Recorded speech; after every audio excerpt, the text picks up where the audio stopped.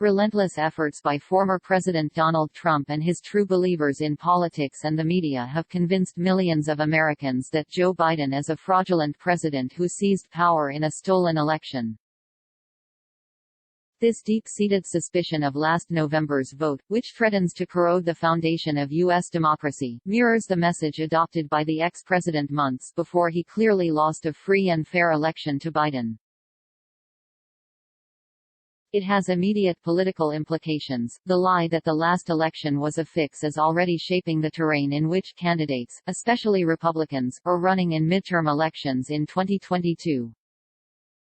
And the widespread belief that Trump was cheated out of power is building the former president a 2024 platform to mount a GOP presidential primary bid if he wishes. Longer term, the fact that tens of millions of Americans were seduced by Trump's lies about election fraud poses grave questions about the future of America's democratic political architecture itself. Ultimately, if a large minority of the population no longer has faith in rule by the people for the people, how long can that system survive? And if the will of millions of people is no longer expressed through voting, what other outlets are there? Already, the January 6 insurrection has shown what happens when aggrieved groups, in this case incited by a massive lie, take matters into their own hands.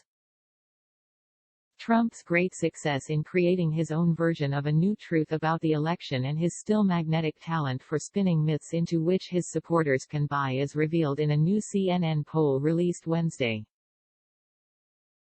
The survey finds that 36% of Americans don't think Biden legitimately got sufficient votes to win last November. On the one hand, that means a handy majority does believe Biden won fair and square. On the other, however, a restive one-third minority in a nation of 330 million can be a powerful and destructive force. Among Republicans, 78% believe Biden did not win the election and 54% believe that there is solid evidence to support such a view, according to the poll, even though no evidence exists and multiple courts and states and the U.S. Congress certified a victory that Trump's Justice Department said was untainted by significant fraud. Among Republicans who say Trump should be the leader of the party, 88% believe Biden lost the election. And in a sign that many Americans think that the ex-president's efforts are causing more permanent damage, 51% say it is likely that elected officials in the U.S. will successfully overturn the results of a future election because their party did not win. Paradoxically, Republicans are more likely to say that democracy is under attack than Democrats. That is despite the fact that any fair reading of the last few years shows that Trump has repeatedly battered the pillars of the democratic political system. The twice-impeached ex-president abused power repeatedly, politicized the Justice Department and sided with tyrants rather than democratic leaders. When it was the will of the people that he be ejected from office, he tried to stay, came close to staging a coup and trashed the election that ended his presidency. Such is the power of Trump, and the conservative media propaganda machine that created an alternative reality for his followers, that the president is able to reinvent the truth in plain sight, and get away with it. The former president effectively writes the script: I am not the one trying to undermine American democracy, I am the one trying to save it. Please remember that Trump said at a rally in Arizona in June that itself highlighted a sham audit orchestrated by Republicans of 2020 election votes in crucial Maricopa County that helped Biden win the state. Most Americans don't spend much time pondering democracy and constitutional guardrails, a subject that has become an obsession for Beltway media and lawmakers in the Trump era. The cost of health care, the pandemic, kids trying to get back to school, expiring unemployment benefits and eviction moratoriums, and a homelessness crisis highlighted by the California recall election are more likely to concern most people. But ultimately, such problems are harder to solve if the faith of the people in their political systems fails.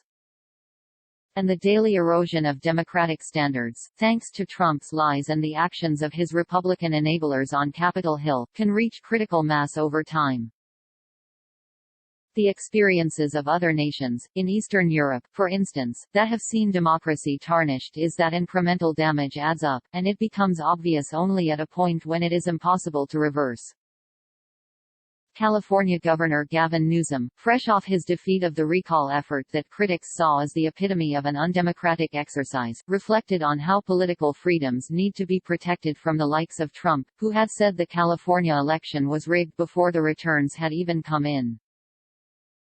The Democratic governor reached for a message that might be the building blocks of a broader attempt by his party to push back against the extremism of some Republicans. Democracy is not a football. You don't throw it around, Newsom said Tuesday night. It's more like a, I don't know, antique vase. You can drop it and smash it in a million different pieces. Trump is poised to reap the fruits of his own anti-democratic campaign. His lock on the party grassroots appears to give him a prohibitive advantage in the next presidential primary campaign if he decides to run. It's easy to imagine a presidential debate when Trump forces rivals to buy into his own false conceit that the 2020 election was stolen from him. There is no political incentive for any GOP rising star to get on the wrong side of Trump.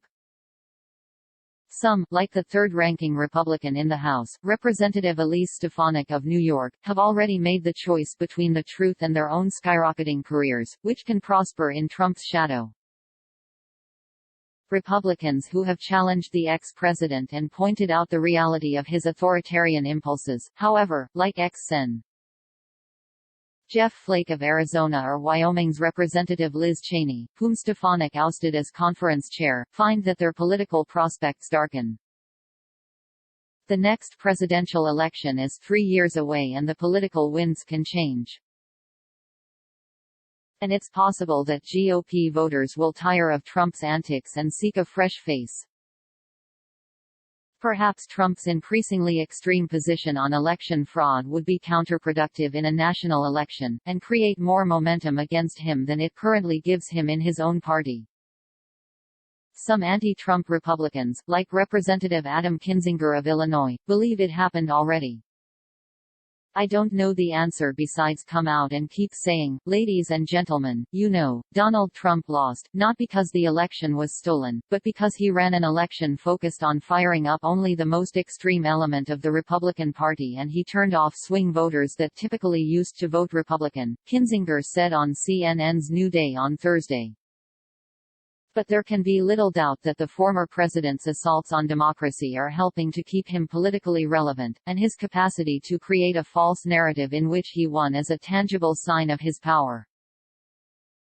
Before the next presidential election, the impact of the big lie is already being felt in the run-up to the congressional and gubernatorial elections next year.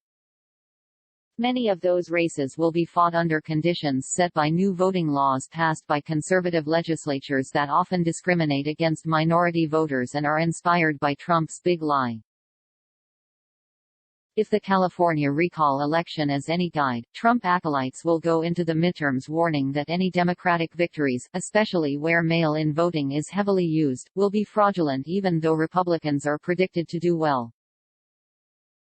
The former president has also worked hard, using the carrot of his valuable endorsement, to ensure that GOP candidates up and down the midterm ballot buy into his face-saving and untrue narrative that he won the last election.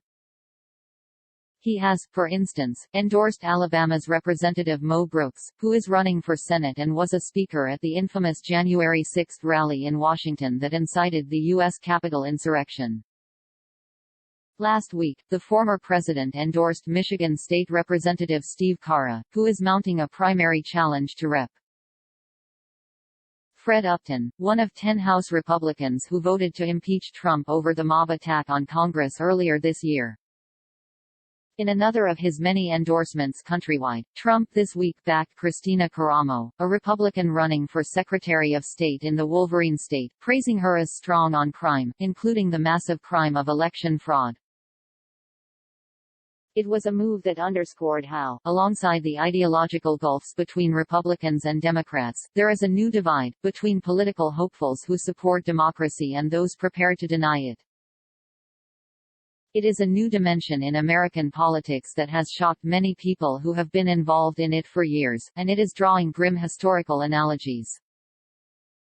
I think about those democracies that were lost in the middle part, the early part of the 20th century where democracy was not adequately defended and authoritarian regimes rose. Former Obama administration Attorney General Eric Holder told CNN's Wolf Blitzer on the Situation Room on Tuesday. And it wasn't because democracy was unpopular. You know, democracy was strong. But the reality is the defense of democracy was weak, and we cannot allow that to happen in this country.